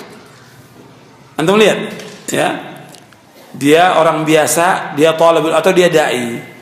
Ketika hatinya rusak, yang keluar dari mulutnya rusak. Al-ina bima fihi yantah. Ini pepatah bukan hadis. Pepatah. Karena begitu kenyataan. Netesnya itu. Kalau hati itu rusak, benci pada orang, hasad, dengki, yang keluar itu juga dengki pada orang. Kalau hatinya rusak, nggak senang dengan orang, dia akan mengatakan nggak senang pada orang. Memang hatinya rusak. Makanya ini harus diperbaiki hati ini. Harus dibersihkan. Dan itu nanti ada pembahasannya berkaitan dengan tazkiyatun nufus. Dan juga ada bukunya khusus tentang pembahasan tentang tazkiyatun nufus. Manhaj Ahlussunnah tentang tazkiyatun nufus. Ini harus dibersihkan. Kalau enggak rusak nanti. Sekarang antum ibadah kepada Allah. Ibadah, salat umpamanya. Hatinya enggak ikhlas. Diterima atau tidak? Enggak diterima. Antum ibadah tapi riya, ingin pamer. Diterima atau tidak? Enggak diterima. Maka ini dulu harus dibersihkan. Bagaimana keikhlasan kita kepada Allah Ta'ala. Menunjukkan ibadah hanya kepada Allah dengan ikhlas. Allah berfirman, fa'budillaha mukhlishan lahuddin. Beribadahkan kepada Allah dengan ikhlas semata karena agamanya. Allah juga berfirman, wa ma umiru illa liya'budullaha mukhlishina lahuddin. Dan tidak mereka diperintah mereka untuk beribadah kepada Allah dengan ikhlas. Maka ini perhatikan, coba kita ikhlas atau enggak dalam kita beribadah, dalam kita sholat, puasa, membaca Al-Quran, dalam kita menuntut ilmu, dalam kita menjadi imam, ketika kita azan, ketika kita berdakwah, ketika kita mengajar, ikhlas atau tidak? Coba kita bersihkan hati kita.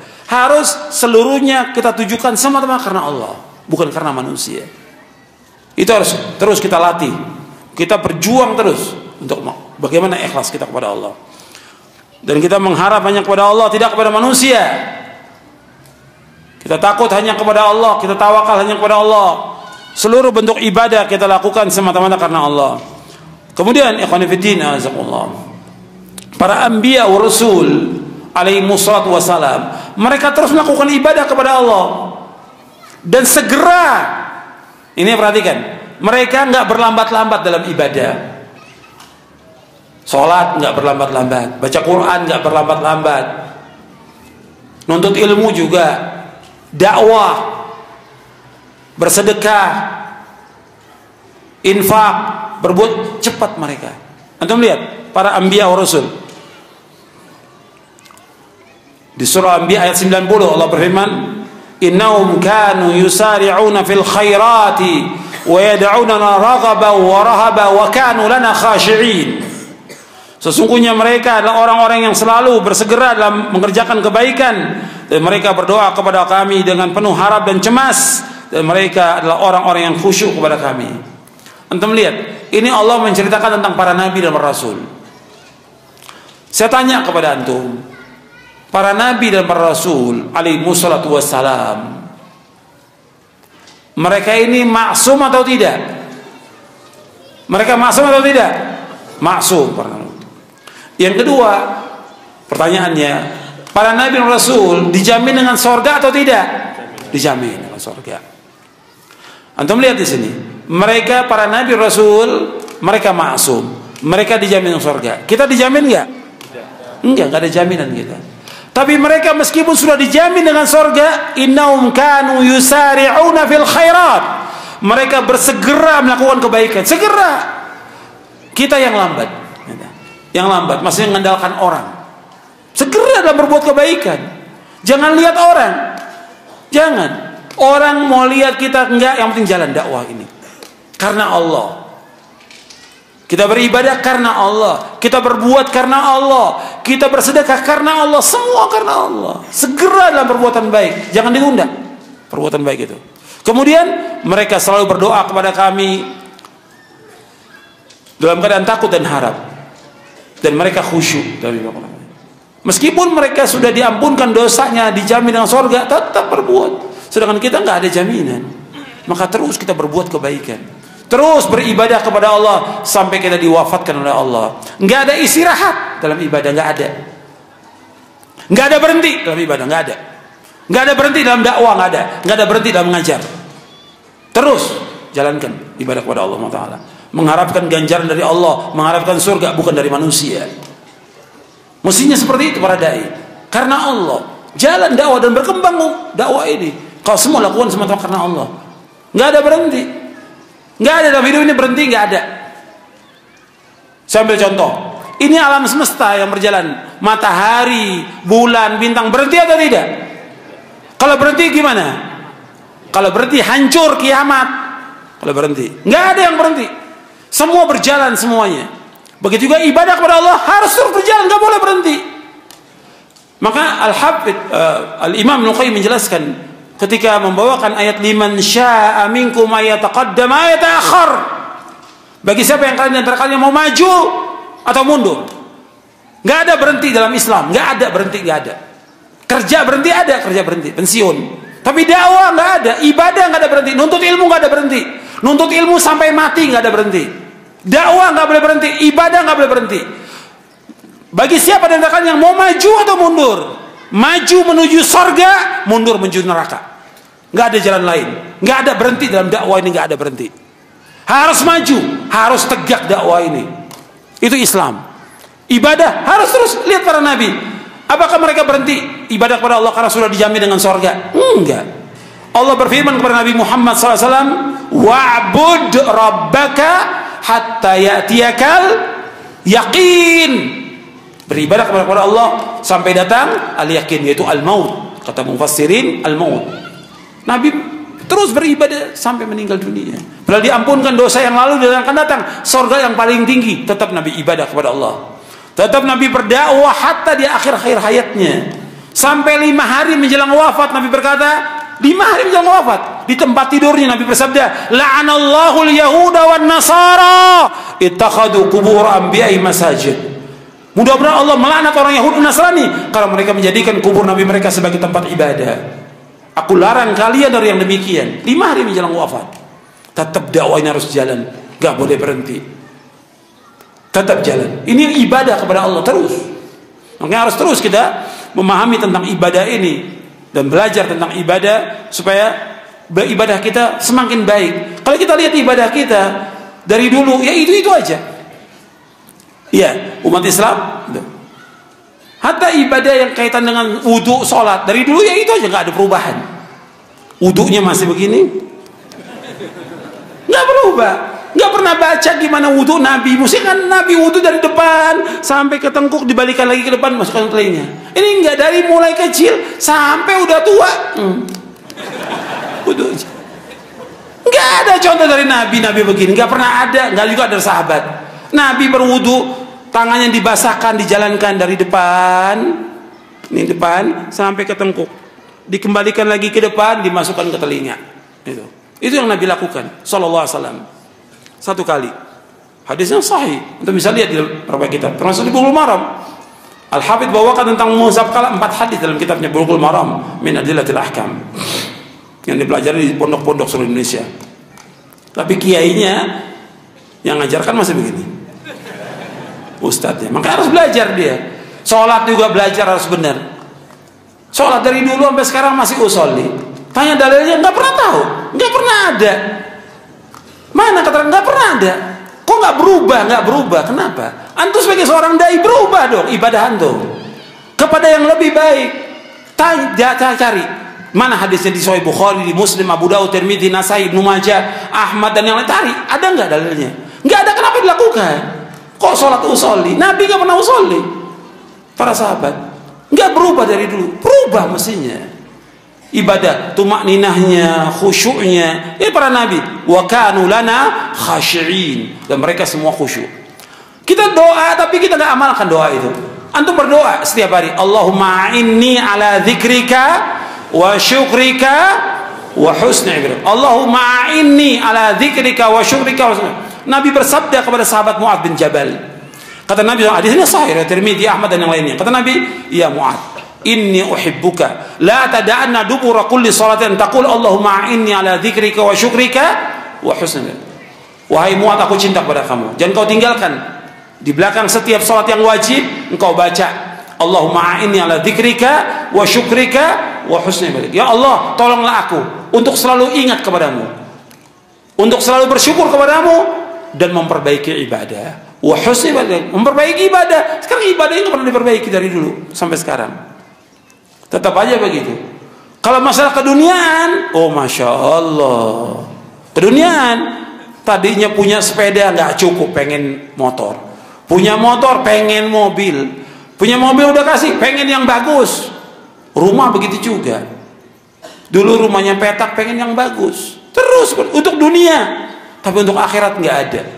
Nggak ada, mereka mau berubah, nggak ada. Ini kezoliman manusia kepada dirinya. Coba rubah, ibadah kita rubah. Untuk dunia kita gajinya tadinya 1 juta, pengen 2 juta. Pengen nambah lagi. Terus seperti itu. Tapi kalau karena ibadah dari dulu sampai sekarang, ya itu aja sudah.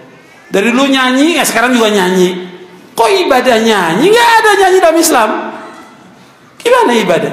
Perbaiki ibadah kita kepada Allah. Benar atau tidak? Ini dakwah. Dakwah Islam mengajak pada ibadah yang benar. Ikhlas karena Allah dan ittiba, mengikuti contoh Rasulullah sallallahu alaihi wasallam. Ini mestinya dakwakan kepada semua manusia. Baru akan ada perubahan kaum muslimin. Kalau dibiarkan dai hanya untuk bagaimana supaya orang bisa senang, nggak bisa dalam dakwah. Sampaikan kebenaran kepada manusia meskipun pahit. Bukan senang manusia. Mau senang tidak, saya nunjukkan kebenaran kepada kamu agar kamu selamat dunia akhirat. Itu tujuan dalam dakwah ini. Enggak mengharapkan sesuatu dari manusia. Tidak pujian dan tidak juga harta mereka. Sampaikan yang hak ini kepada mereka agar mereka beribadah kepada Allah dengan benar. Dan kita dapat ganjaran besar, ganjarannya sampai hari kiamat kalau kita menunjuki manusia di atas kebaikan dan kebenaran, di atas ibadah yang benar kepada Allah SWT. Kemudian ya khonifuddin, bahwa syarat dalam ibadah itu 2. Yang pertama ikhlas karena Allah. Kemudian yang kedua ittiba, mengikuti contoh Rasulullah sallallahu alaihi wa ala alihi wasallam. Itu syarat diterima ibadah. Kalau salah satu hilang, nggak diterima oleh Allah. Ikhlas, dia ikhlas tapi nggak ikut contoh, nggak diterima. Atau dia ikut contoh Nabi tapi nggak ikhlas, nggak akan diterima. Kemudian Islam juga melarang kaum muslimin dari perbuatan syirik. Ini tadi sudah saya jelaskan bahwa perbuatan syirik ini perbuatan dosa besar yang paling besar, kezoliman yang paling zolim, maksiat yang paling maksiat, dan juga kemungkaran yang paling mungkar.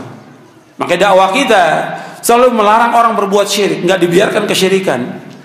Terus kita ingatkan umat Islam ini jangan sampai jatuh dalam perbuatan syirik. Nabi Ibrahim alaihissalatu wassalam, Abul Anbiya alaihi salatu wassalam, berdoa kepada Allah Ta'ala. Padahal dia adalah bapak yang hanif, Nabi yang hanif, yang Nabi Muhammad SAW disuruh untuk mengikuti Nabi Ibrahim. Wattabi' millata Ibrahim hanifa. Nabi Ibrahim tetap berdoa kepada Allah, wajnubni wa baniya an na'budal asnam.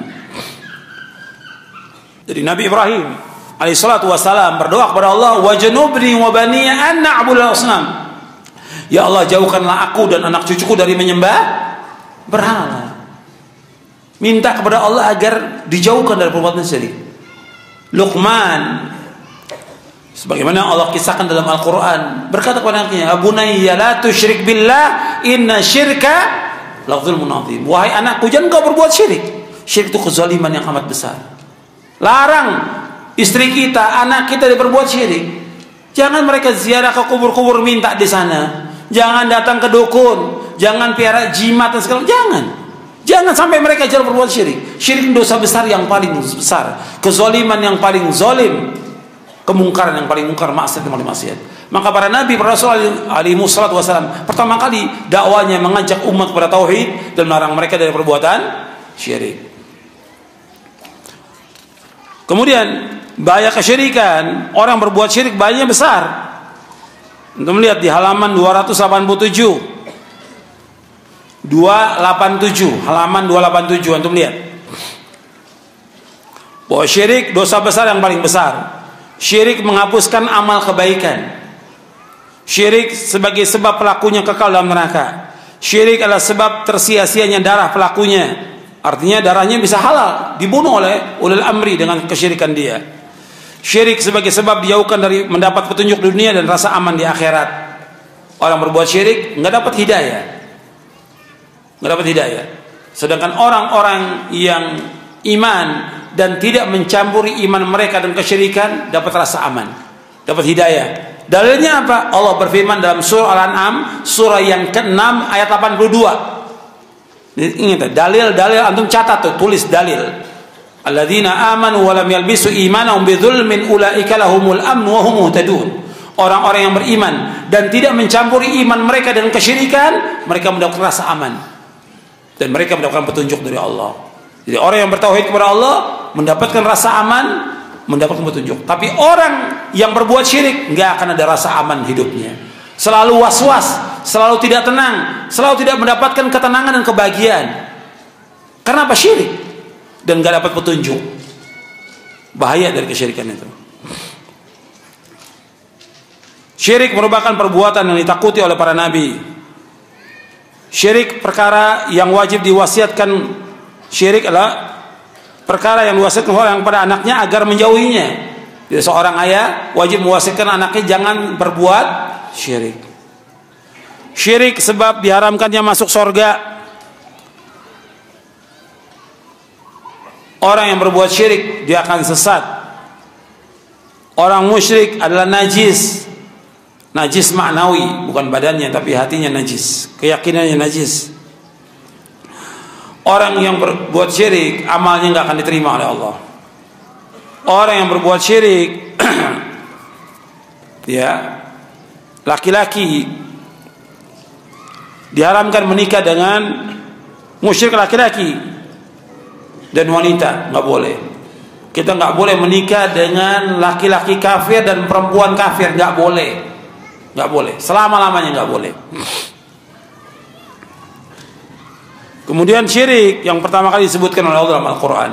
Dan masih banyak lagi yang lain tentang kesyirikan.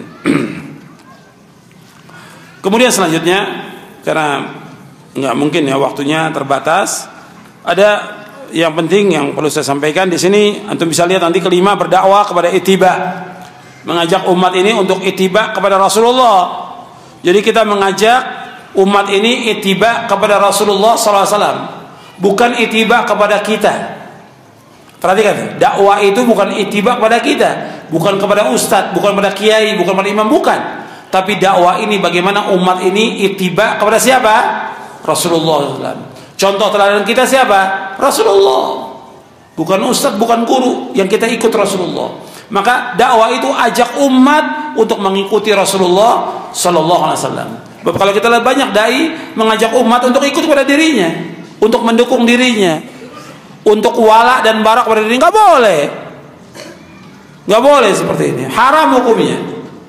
Ajak umat ini untuk ikut kepada Rasulullah SAW, bawakan dalilnya, keterangannya. Jangan sampai mereka berbuat bid'ah dan juga mereka taklid kepada orang-orang, hatta kepada ulama, kepada imam, nggak boleh. Ikuti dalil. Sampai para imam juga melarang, jangan ikuti aku, ikuti dari mana aku mengambil. Apabila ada hadis yang sahih kata Imam Syafi'i, maka buanglah pendapatku, ikuti hadis yang sahih. Kemudian ini banyak ya, saya nggak perlu sebutkan, panjang ini. Kemudian juga tentang Islam juga melarang perbuatan bid'ah. Jadi kalau sudah bicara soal ittiba, ya berarti larang juga tentang perbuatan bid'ah. Kemudian juga Islam. Di sini poin selanjutnya yang ketujuh, kita masuk yang ketujuh. Ini penting. Sebab ketika bicara soal dakwah nggak lepas daripada ilmu. Nggak mungkin orang bisa berdakwah tanpa ilmu. Yang ketujuh, halaman 329. Salah satu prinsip dakwah salafiyah yang terpenting adalah memberikan perhatian terhadap menuntut ilmu syar'i dan mengajarkannya, karena hal ini merupakan salah satu kewajiban syariat dan asas dalam dakwah. Asas dalam dakwah. Allah berfirman dalam surah Yusuf ayat 108.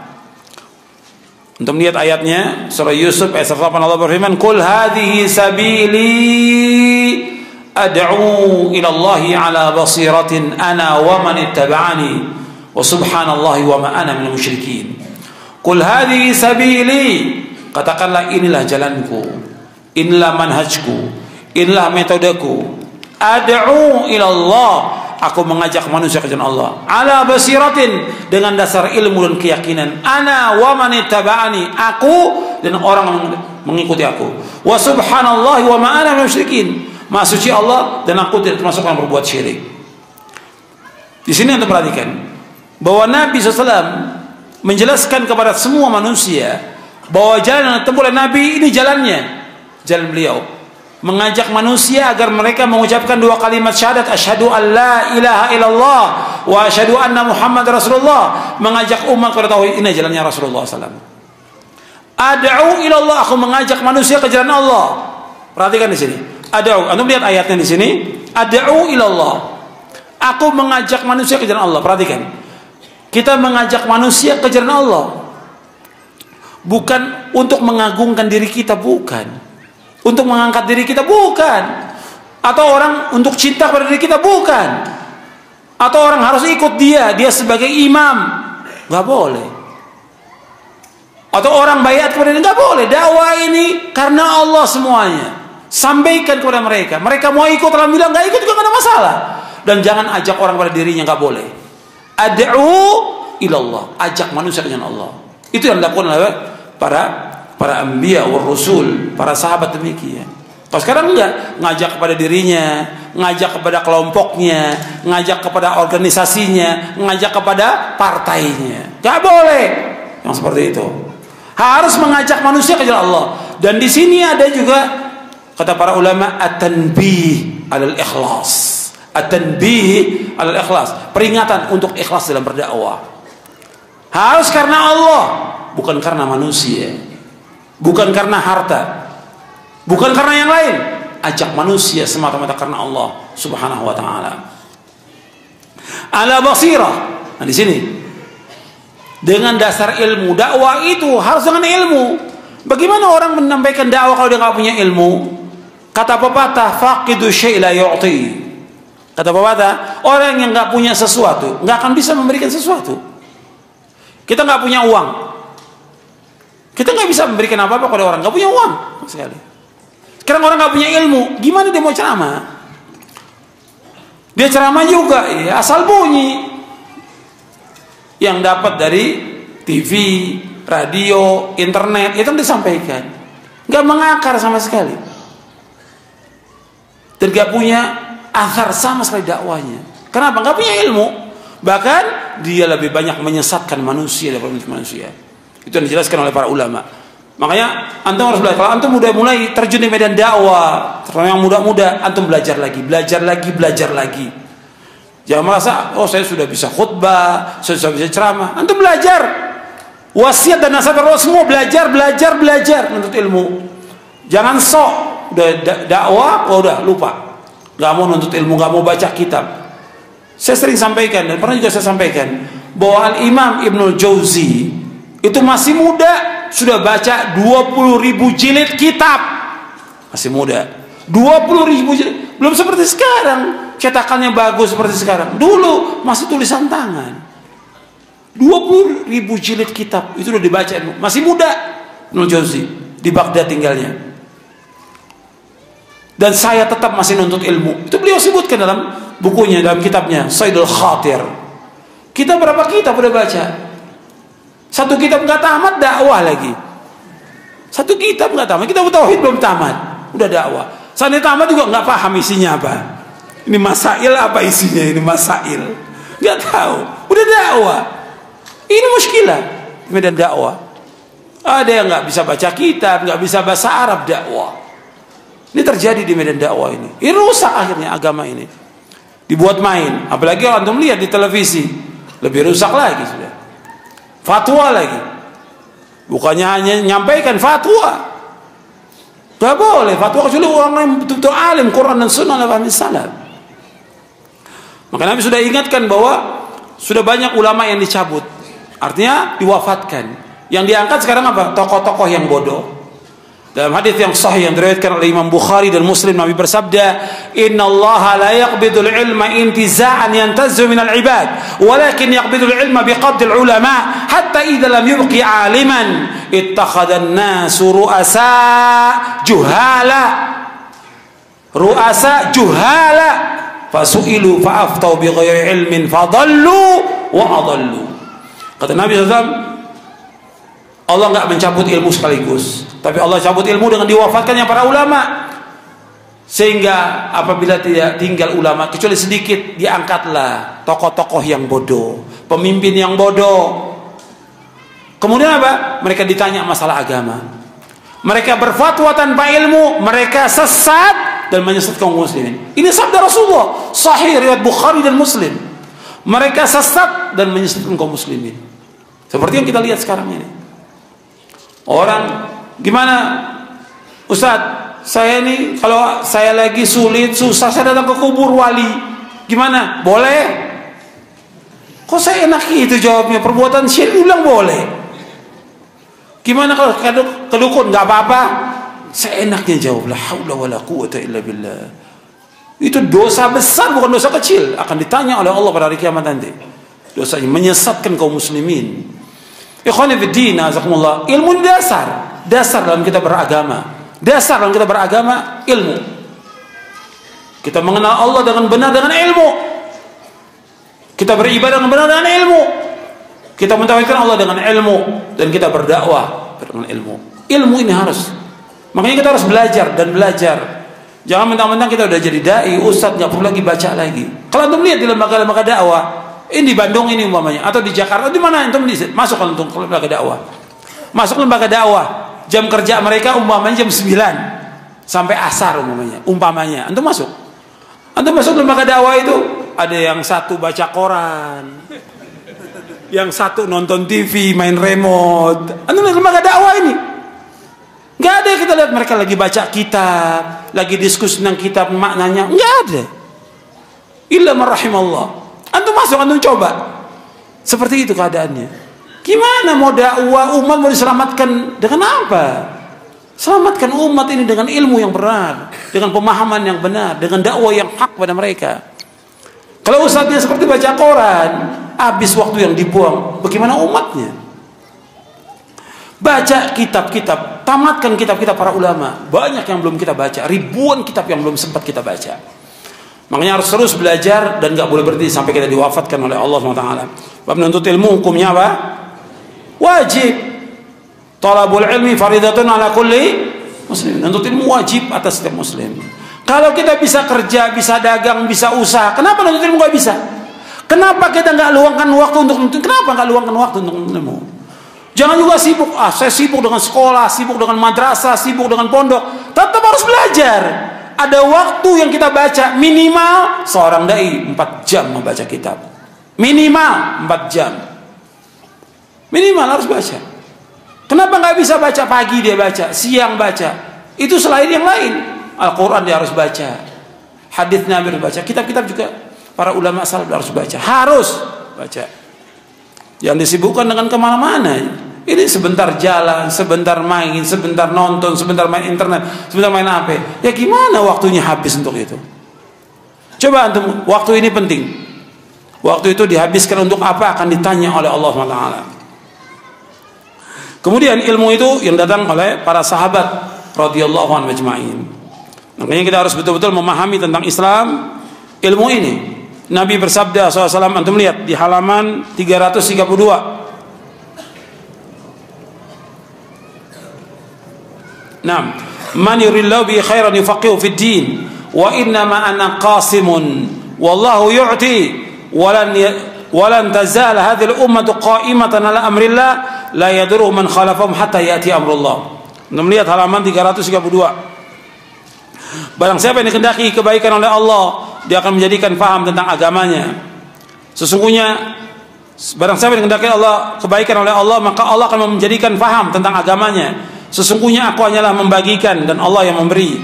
Dan umat ini akan senantiasa tegak di atas perintah Allah, tidak akan membahayakan mereka orang-orang menyelisih mereka hingga datangnya keputusan Allah di hari kiamat. Hadis sahih riwayat Ahmad, Bukhari, Muslim dan yang lainnya. Jadi barang siapa dikehendaki Allah kebaikan, diberikan pemahaman agama. Makanya kita harus paham agama ini. Minta kepada Allah agar kita diberikan pemahaman agama. Kemudian Rasul yang membagi, tapi yang memberikan Allah. Sedekah Rasul bagikan semuanya, tapi Allah yang memberikan. Kita juga demikian, uang yang kita miliki pada hakikatnya Allah yang berikan. Kita disuruh keluarkan zakatnya, kita disuruh sedekah, kita disuruh infak. Dan umat ini akan tetap dalam kebaikan, tetap tegak di atas perintah Allah, tidak membahayakan mereka, orang yang menyalahi mereka sampai datang perintah Allah. Artinya tetap akan ada generasi yang tetap di atas Quran dan Sunnah ala fahmi salaf sampai hari kiamat nanti, sampai Allah meniupkan angin yang diwafatkan orang-orang yang beriman. Kemudian setelah itu terjadi kiamat. Kemudian saya sebutkan di sini, antum lihat di halaman 333, yang harus diperhatikan oleh para penuntut ilmu apabila dakwah mengajak manusia kenal Allah merupakan kedudukan yang mulia dan utama bagi seorang hamba, maka hal itu tidak akan terlaksana kecuali dengan ilmu. Dengan ilmu seorang dapat berdakwah, dan kepada ilmu ia berdakwah. Bahkan demi sempurnanya dakwah, ilmu itu harus dicapai sampai batas usaha yang maksimal. Ini disebutkan oleh Ibnu Qayyim rahimahullah dalam kitabnya Miftah dari Sa'adah. Jadi setiap mubalik, setiap dai, setiap ustadz wajib menuntut ilmu syar'i.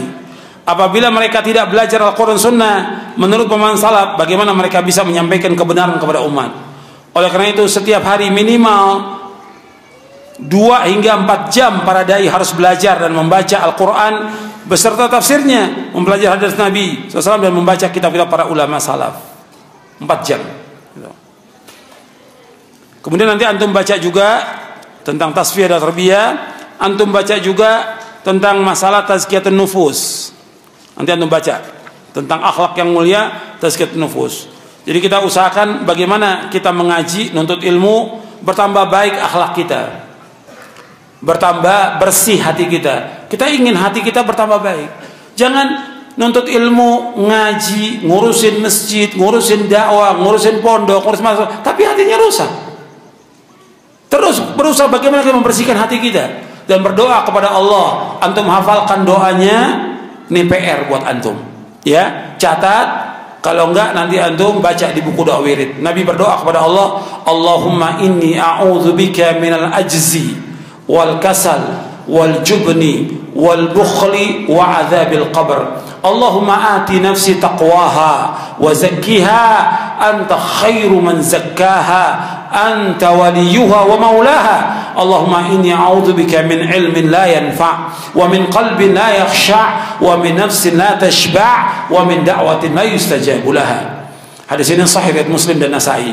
Nabi berdoa kepada Allah Taala, ya Allah, aku berlindung pada Engkau dari sifat malas, sifat lemah, sifat malas, sifat pengecut, sifat bakhil dan umur pikun. Dan aku berlindung pada Engkau dari azab kubur. Ya Allah, berikan kepada hatiku ketakwaannya. Bersihkan hatiku ya Allah, karena hanya Engkau yang dapat membersihkannya. Hanya Allah yang dapat membersihkan hati kita. Wa zakkiha anta khairu man zakkaha anta waliyuhu wa maula. Engkau lah pelindungnya, Engkau lah penolongnya. Ya Allah, aku berlindung pada Engkau dari ilmu yang tidak bermanfaat, dari hati yang tidak khusyuk, dari nafsu yang tidak pernah puas, dan dari doa yang tidak dikabulkan. Antum hafalkan semuanya. Ada dalam buku doa dan wirid. Antum baca dalam buku doa wirid.